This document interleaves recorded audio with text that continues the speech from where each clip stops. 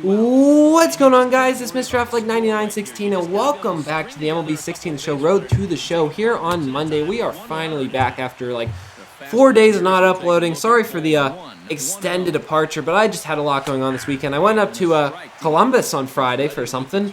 If I have any subscribers from Columbus, I love your guys' city. I go up there every so often. I live about an hour south of Columbus, down here in Athens, Ohio. It's about an hour from Columbus, and I go up there every so often for just, you know, all types of random stuff. But I do like it a lot, and that was kind of fun to do. And then on Sunday, I watched the Super Bowl, and my God, what a game, guys. What a game. Let me know in the comments what you thought of that Super Bowl. What you guys all do, you know? Did you guys all go to parties? Did you guys all just watch it at home with your family? Did you not watch it? Let me know. Tell me your stories, because my God, I think we all have some stories about how we all felt about that Super Bowl. The Patriots, for those of you that, you should know this, but for those of you that are living under a rock, the Patriots came back from a 25-point deficit to beat the Atlanta Falcons. My, oh my, it was one of the most amazing sports games I've ever watched, and it continues the trend of amazing comebacks in championship sports this year. You know, the Cubs came back from a 3-1 deficit, the Cleveland Cavaliers came back from a 3-1 deficit, and the Patriots pull off probably the greatest comeback in the history of maybe sports, you know, in any sports championship game ever. I don't know if it gets better than that. That was just an unbelievable game. And for them to win in overtime the way they did, I think more people were probably rooting for Atlanta, but I have to say, regardless of who you're rooting for, if you don't think that was a darn good game, I don't think you're going to think anything is a darn good game, because that was exciting. What a Super Bowl it was. But that's pretty much been me the last couple days. I hope you guys have all had a good weekend. Of course, as I said, you were probably all watching the Super Bowl, but I hope you guys have had a good weekend since, and I hope you guys are having a good start to your week here on Monday. We are back with a lot of MLB The Show coming up this week here in 2022, getting somewhat close to the end of the season. Speaking of all those comebacks, I'd like the Mets to have a comeback themselves because we got ourselves back to 500 after being like 9 games behind it, and now we're starting to lose again. We're just, you know, not playing so well at this point in our season, and it's just not what you want to see, you know, because I have still not made a playoff game yet. I'm a 2-time All-Star, 200-some career saves, and still haven't played in a single playoff game in my life. You know, it's just so annoying. I really want to make it this year. If the Mets don't make it, I'll probably be leaving the Mets over the offseason, and that's the next thing I'm going to have to start talking about. I'm looking at teams right now. It looks like the Giants, I think I mentioned that before, like the top team I'm considering. I'm still keeping my mind open to the Mets and whatever other team. I need to look into them more as we get to free agency. So, you know, that's something I'm going to have to start. We're getting towards the end of the season, and it's looking like the Mets might not make the playoffs again. So, you know, it's something I'm going to have to start seriously considering over the next 2 or 3 episodes, because 3 episodes from now we'll be at the end of the year, and, you know, that's going to be a decision I'm going to have to make. So Jack Davis got a lot going on in his life right now. You take a look where he is at the save leaders. He's tied for 3rd with 30 saves at this point on the year.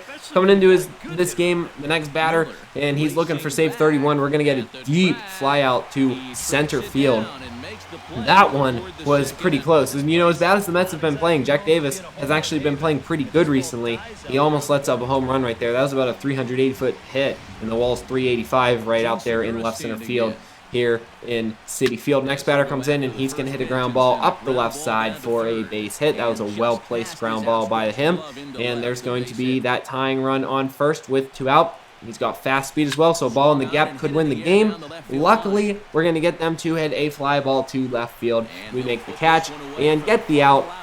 And that, guys, is save number 31 for 33 on the year, 210 career saves. Only 2 blown saves through 33 save attempts. That's actually really fantastic numbers for Jack Davis, you know, to have that many blown saves in 33 attempts. That I'm very satisfied with that. But coming into our next game, that ERA is continuing to drop down to 2.23, 35 strikeouts in 40 innings. Strikeouts are actually down a little bit this year, and walks are a little up. The reason is I've been pitching a little bit more out of the zone, just a tiny bit this year, and that's just because, you know, last year what kind of got me, because I had kind of a, you know, a rough year last year in 2021, was people were just hitting a lot of things off me, and I had to stop pitching things in the middle of the strike zone as much as I was. It's going to lead in a little more walks, but it's going to lead in less doubles, triples, and less home runs. I've only let up like 2 home runs the entire year. I'm almost going to let up another one here. This is going to be a deep fly ball to center. It'll be caught, though, by the center fielder for the out. But I've seen a definite change, you know, a little bit less strikeouts because I'm coming at guys a little less. I'm getting a lot of more ground ball out, stuff like that, because I'm just throwing those sinkers down low out of the zone, getting people to hit on top. But overall, you know what? It's lowered my ERA, and it's made me a better pitcher overall. There's a walk right there. I didn't want to throw that over the middle of the plate. Tried to go for the strikeout. I still get a lot of strikeouts. 35 and 40 innings is by no means a, you know, not many strikeouts. I'm still predominantly a strikeout pitcher. But see, we get plays like this. A well-placed sinker, double play. That's what we're really doing a lot more this year.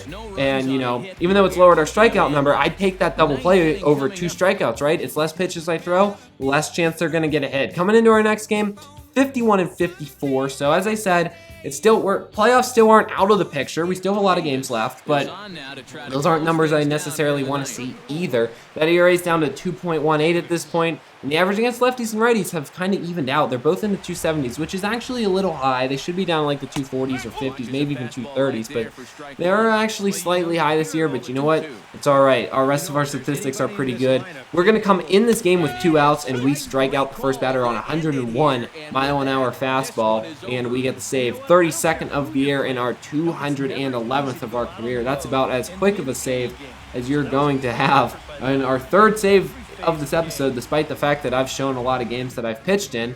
It's just not getting those opportunities. You know, looking at the league leaders in saves, we're down to 7th. I haven't been blowing any saves. We're just down to 7th because we're not getting that many opportunities because the Mets are just continuing to lose games, and it's unfortunate. So coming into our next game, the final game of the episode, we are playing against my former team, the San Diego Padres, and the first batter is going to take a curveball after an 8-pitch at bat. That ends up being a 9-pitch at bat, and it's a walk. So next batter comes in, 2-2 pitch to him. It's going to be a ground ball off the mound, up the middle for a base hit. The runner will move to second, so the Padres have 2 on now. They are leading 1-0. It's not a save opportunity for me, but I don't want to let another run score because I want to keep us in the game. Take another look at that. That was just a hit it right back where it comes from, right? That's all that Palmiero did right there.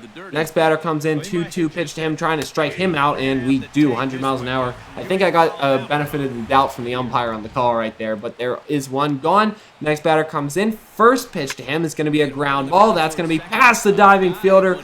Runner comes around third. Here comes the throw. He is going to be safe. And the Padres increase their lead to 2-0. We let up a run. First run Jack Davis has led up in a long time, all episode, but it's now 2-0. Next batter comes in, and he chases a pitch way out of the zone. It's going to be a double play. So we get out of damage, and you know what? That's what you like to see, right? We took a bad situation, and we got out of it, only let one run score. The bad news, we end up losing 2-1. So, oh boy, if it wasn't for that run, we could have had a chance to win the game. But I can't blame myself for the Mets being terrible. I mean, they're just terrible all around. So that's going to be it for this episode, guys. I hope you enjoyed. Once again, let me know in the comments about your Super Bowl experience. Make sure you rate, comment, and subscribe if you enjoyed the series. More Road to Show coming up this week without a 4-day break. We'll see you next time, though. I'm Mr. F like 9916. Peace.